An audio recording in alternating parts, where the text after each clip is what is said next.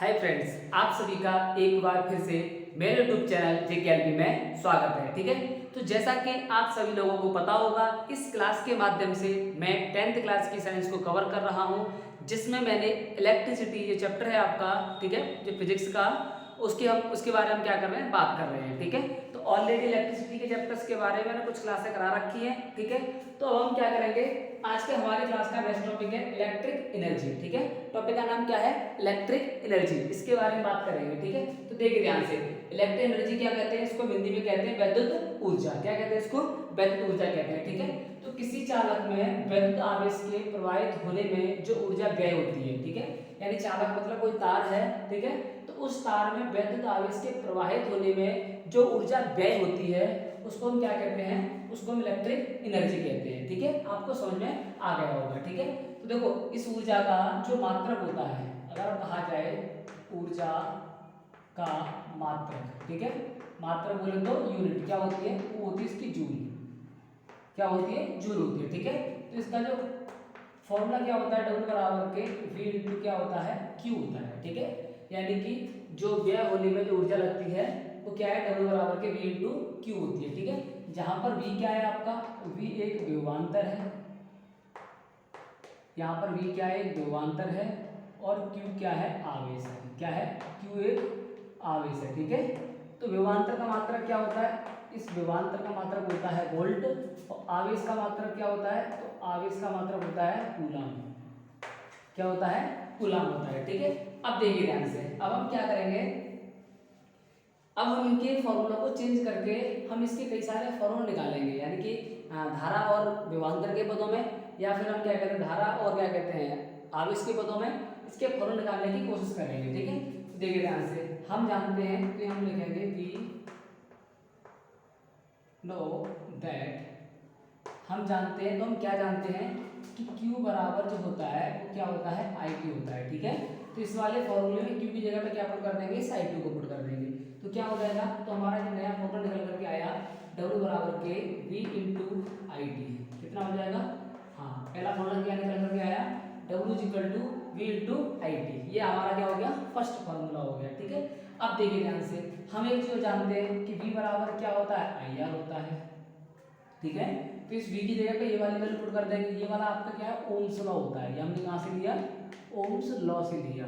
ठीक है, इसको यहाँ पुट कर देंगे तो w बराबर कितना हो जाएगा, v की जगह पे i और r, एक i t हैवी से i कितना हो जाएगा आपका, i स्क्वायर हो जाएगा, r और t। ठीक है, एक नया फॉर्मूला हमारे पास ये निकल करके आ गया।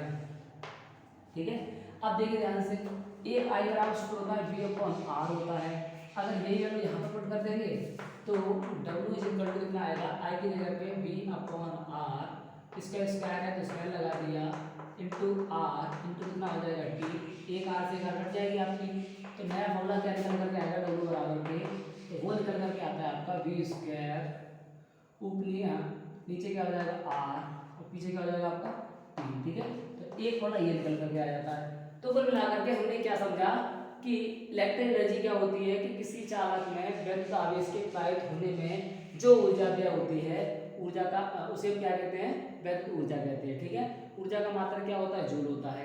तो फॉर्मूला क्या, डब्ल्यू बराबर के V इंटू क्यू, अगर मान लीजिए न्यूमेरिकल V इंटू क्यू आपको दिया नहीं है तो आप क्या करेंगे, क्यू की जगह पर हम IT लगा सकते हैं। ठीक है, तो क्यू की जगह जैसे मैं IT लगाया तो नया फॉर्मूला क्या आ जाएगा, डब्ल्यू बराबर के V इंटू आई टी आ जाएगा। ठीक है, और V की जगह पे हम ओम्स लॉ के थ्रू क्या कर सकते हैं, IR होता है, क्या होता है, IR होता है, तो V की जगह हम क्या लगा देंगे, IR लगा देंगे, सूत्र क्या बन जाएगा, W बराबर के I स्क्वायर और RT बन जाएगा। ठीक है, तो नेक्स्ट हम क्या कर सकते हैं, I बराबर कितना होता है आपका, तो I बराबर होता है V अपॉन R, तो यहाँ पर करेंगे V अपॉन R, तो नया फॉर्मूला क्या बन के आएगा, W बराबर के V स्क्वायर अपॉन RT। ठीक है, तो इस प्रकार से वैद्युत ऊर्जा के हमने 3 सूत्रों के बारे में बात कर ली है। ठीक है, तो फटाफट से इसको उतार लीजिए। ठीक है, फिर इसके बाद नेक्स्ट टॉपिक है आपका वैद्युत ऊष्मा, उसके बारे में बात करेंगे। ठीक है, तो फटाफट से नोट डाउन कर लीजिए, यहाँ पर अच्छे से इसका स्क्रीनशॉट ले लीजिए। ठीक है, लीजिए फटाफट।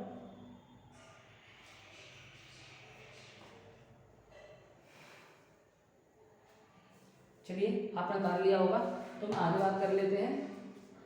तो देखिए ध्यान से, नेक्स्ट हम बात करेंगे, कुछ रिलेशन को समझते हैं पहले। ठीक है, रिलेशन क्या है हमारा, कि 1 कैलोरी बराबर चलो हिंदी में लिख देते हैं, ठीक है। 1 कैलोरी बराबर कितना होता है, तो 4.2 जूल होता है। क्या होता है, जूल होता है। यहीं से अगर हमें 1 जूल बराबर निकालना हो तो 1/4.2 पीछे क्या आ जाएगा, कैलोरी आ जाएगा। क्या आ जाएगा, कैलोरी, ठीक है।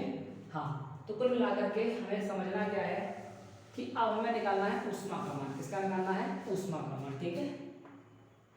तो ऊष्मा, और ऊष्मा बोले तो हीट, ऊष्मा बोले तो हीट, ठीक है। अब देखिए, तो H बराबर सूत्र क्या होता है आपका, W/4.2, और मात्रक क्या आ जाएगा आपका, कैलोरी आ जाएगा। कितना आ जाएगा, मात्रक कैलोरी आ जाएगा, ठीक है।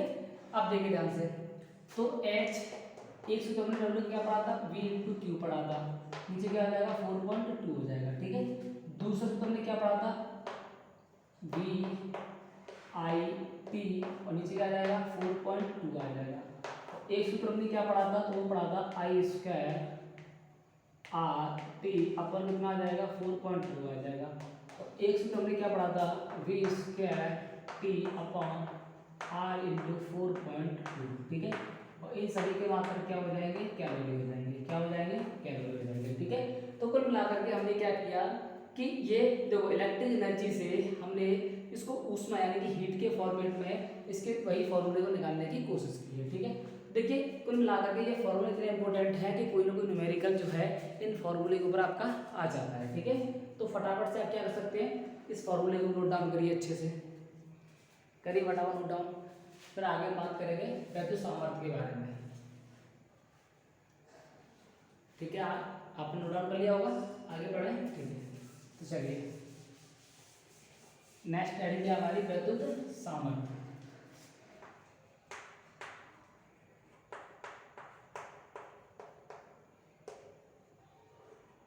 वैद्युत सामर्थ्य, ठीक है। अब देखिए ध्यान से, वैद्युत सामर्थ्य क्या होती है, इसको हम कहते हैं P कहते हैं। क्या कहते हैं, P। और P बराबर सूत्र क्या होता है, W/T, ठीक है। जहाँ पर W क्या होती है, आपकी ऊर्जा होती है, और नीचे T क्या होता है, आपका समय होता है। क्या होता है, समय। तो एकांक समय में जितनी ऊर्जा व्यय होती है, ठीक है, उसको क्या कहते हैं हम, उसको हम सामर्थ्य कहते हैं। क्या कहते हैं, सामर्थ्य कहते हैं, ठीक है। तो या ऊर्जा और समय के अनुपात को हम क्या कहते हैं, सामर्थ्य कहते हैं। या कार्य करने की जो क्षमता होती है उसी को हम सामर्थ्य कहते हैं। आप इनमें से कोई परिभाषा को नोट डाउन कर सकते हैं, ठीक है। अब देखिए ध्यान से, P बराबर सूत्र क्या होता है, W/T होता है, ठीक है। और देखिए P बराबर W की जगह हम जानते हैं क्या आता है, VIT अपन कितना हो जाएगा, T, तो T पे T कट जाएगा, तो फॉर्मूला क्या निकल गया, VI निकल कर के आया। दूसरा फॉर्मूला P² बराबर क्या होता है, I²RT/T, T से T कटा तो नेक्स्ट सूत्र क्या निकल के आया, I²R। तो एक हमने क्या पढ़ा था, P बराबर के V²T/R/T, T से T कटा तो कितना आ जाएगा, V²/R, ठीक है। और इन तीनों का जो मात्रक होता है वो मात्रक क्या होता है, वाट। क्या होता है, वाट होता है, ठीक है। तो कुल मिलाकर के अगर वैद्युत सामर्थ्य के बारे में बात करी जाए कि वैद्युत सामर्थ्य क्या होता है, तो वैद्युत सामर्थ्य होता है आपका यानी कि ऊर्जा अपन समय के अनुपात को या क्या कहते हैं, हम सामर्थ्य कहते हैं। आप एकांक समय में जितना कार्य आप कर सकते हो वही आपका सामर्थ्य कहलाता है। और इसका मात्रक क्या होता है, वाट होता है। क्या होता है, वाट होता है, ठीक है। एक रिलेशंस और होता है, कुछ रिलेशंस लिख रहा हूँ, ठीक है। और रिलेशंस हैं वो बहुत ही इंपॉर्टेंट है। क्या इंपॉर्टेंट है, फर्स्ट रिलेशन है आपका कि 1 इलेक्ट्रॉन वोल्ट किसके बराबर होता है, तो आप कह सकते हैं 1.6 × 10⁻⁻⁻19 जूल के बराबर होता है, ठीक है। नेक्स्ट ये आपका फर्स्ट रिलेशन हो गया। अगर सेकंड रिलेशन की बात करी जाए कि 1 हॉर्स पावर, ये वही हॉर्स पावर है जो ट्रैक्टर के अंदर आता है, ठीक है। कितने कहते हैं ना कितने हॉर्स पावर का ट्रैक्टर है, तो 1 हॉर्स पावर होता है आपका 740 वाट के बराबर होता है, ठीक है। और नेक्स्ट रिलेशन आपको ध्यान रखना है कि 1 किलोवाट कितने जूल के बराबर होता है, 3.6 × 10⁻⁶ जूल के बराबर होता है, ठीक है। और एक फोर्थ नंबर का रिलेशन आपको क्या ध्यान रखना है कि 1 कैलोरी बराबर 4.2 क्या होता है, जूल होता है। और नेक्स्ट देखना हम क्या ध्यान रखना है 5 नंबर का कि 1 जूल बराबर 1/4.2 कैलोरी। ठीक है, तो कुल मिलाकर के क्या करना है आपको, इतने रिलेशंस को ध्यान रखना है। और कुछ आपके ये फॉर्मूले हैं वैद्युत शक्ति के, वैद्युत ऊर्जा के और किसके, आपकी हीट के। ठीक है, तो कुछ कुल मिलाकर के इस टॉपिक के माध्यम से इस चैप्टर कुछ मेन हेडिंग्स रह गई थी, उनको हमने क्या कर दिया है, कवर कर दिया है। ठीक है, तो फटाफट नोट डाउन कर लिए अच्छे से, फिर आगे हम बात करते हैं।